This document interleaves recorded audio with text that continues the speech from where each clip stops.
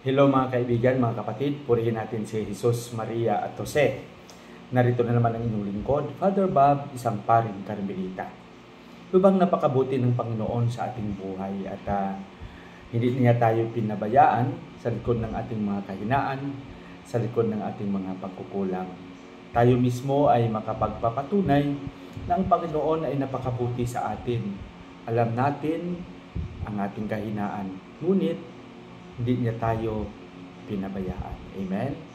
Sa araw na ito, araw ng Martes, at nasa ika-4 na araw na tayo sa buwan ng Pebrero 2025. Pagnilayan natin ng mabuti kung ano yung magandang mensahe na gusto ipaabot sa atin ng ating mga pagbasa sa araw na ito. Ang ating ebanghelyo ay ibabahagi sa atin ni San Marcos, Kapitulo 5, versikulo 21 hanggang 43. Ano ba ang mga pangyayari o ganap sa ating ebanghelyo sa araw na ito? Dito, isinalaysay na may isang tagapamahala ng sinagoga na ang pangalan ay Jairo. At dahil doon, patago siyang humahanga kay Jesus at naniniwala sa kanya. Kaya nang makita niya si Jesus, nagkatira pa siya sa harapan ni Jesus at nagsabi na ang kanyang anak ay may sakit at kailangang pagalingin ni Jesus. Kaya nga ang sabi niya, ipatong mo lang ang iyong mga kamay at gagaling siya.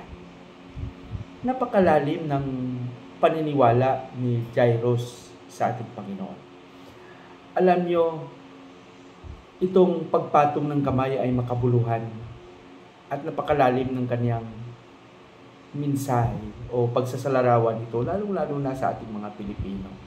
Diba? Kung gusto natin iparamdam ang ating pagmamahal sa ating kapwa, hawakan lang natin sa kamay. Kahit wala na tayong sinasabi. Yung pagpiklang sa balikat, pagmamano, pagbibigay ng pagbabasbas, nagamit natin ang ating mga kamay.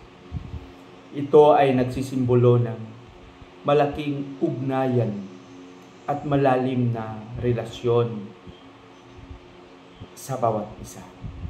Kaya marahil naging malalim ang pagpapakita ng kahulugan ng paggamit ng kamay.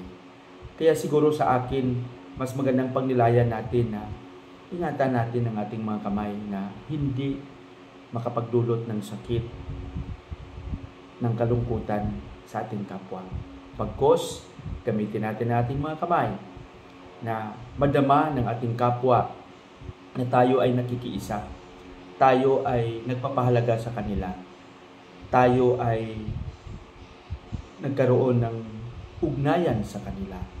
Kaya sana bilang naniniwala kay Kristo, bilang binyagan, gamitin natin ang ating mga kamay sa mabuting gawain.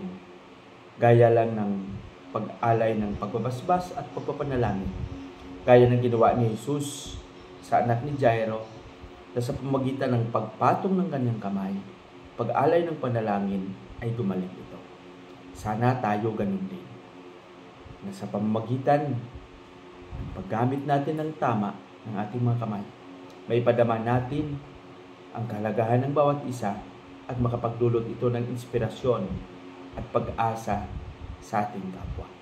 Pagpalain nawa tayo ng Panginoon sa ating panalangin. Panginoong Hesus, tulungan mo kaming maging matatag palagi sa aming mga gawain. Tulungan mo kaming maibahagi namin sa mabuting paraan ang mga biyayang aming natanggap sa iyo. Hinihiling namin ito sa pangalan ni Jesus, naming Panginoon. Amen.